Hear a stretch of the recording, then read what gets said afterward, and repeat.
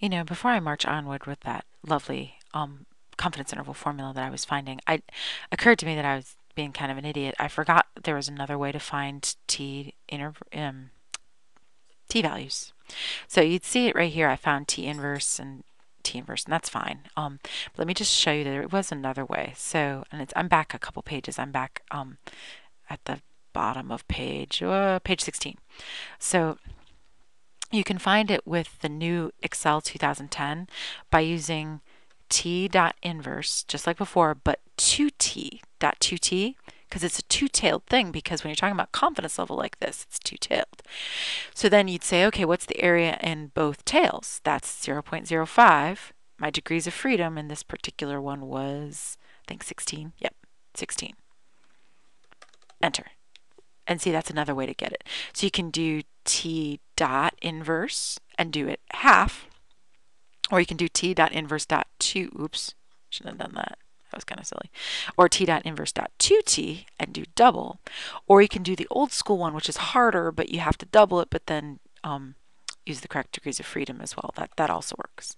Okay, so what does that have to do with what we're doing at the end of the last video? Well, we went through the formula and we saw that, and then we saw it had to be normal and yada, yada, yada.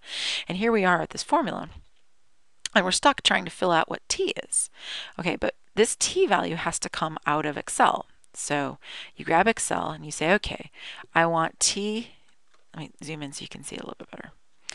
All right, I want t inverse dot 2t, right, dot 0.05, but this time you can set your degrees of freedom. You can either type it or you can just do -1, right? Enter. I think I did that right. Yes, I did it right. Woohoo. All right, so it's 2.0639 and some change. So that's what I'm going to type in here, 2.0639. Okay, now how do you find those two numbers? Because there's two numbers there. Now you can do it longhand. It's not too hard to do. So you can say, okay, look, the lower bound is equal to x bar, which was 513, minus that 2.0 blah blah whatever it was times 262 divided by SQRT of that guy right there. Enter. Now the upper bound,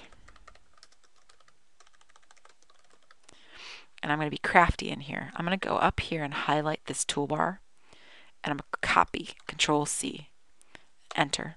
I'm going to go down here and press Control V. Now that just kept the same thing. Now why didn't I drag it? Well, let me show you. If you drag it, then it changes all the numbers and all the cell references, which isn't really what you want to do. Okay.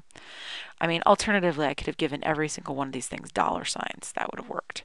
So I give that a dollar sign, that a dollar sign, that a dollar sign, that a dollar sign, and that way when I drag it, everything stays the same, and then all I have to do is go change this from a minus to a plus, and I got it.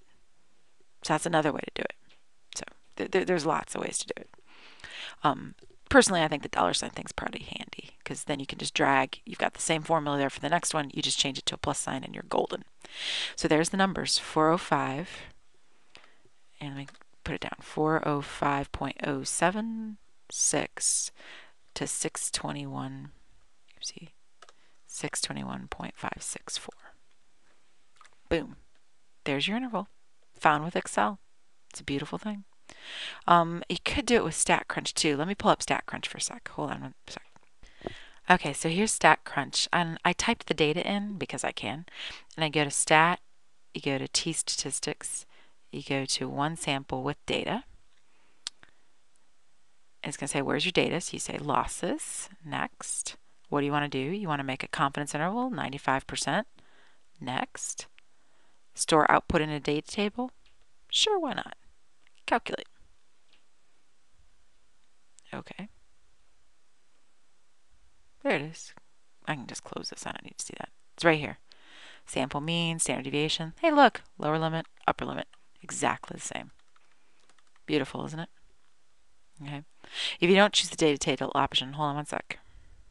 You get this if you don't choose that. And you can just copy and paste it into your Excel spreadsheet or paste it into your paper or whatever. Cool. But it's the same numbers as the other one. All right, we're done with that. I'll see you next time.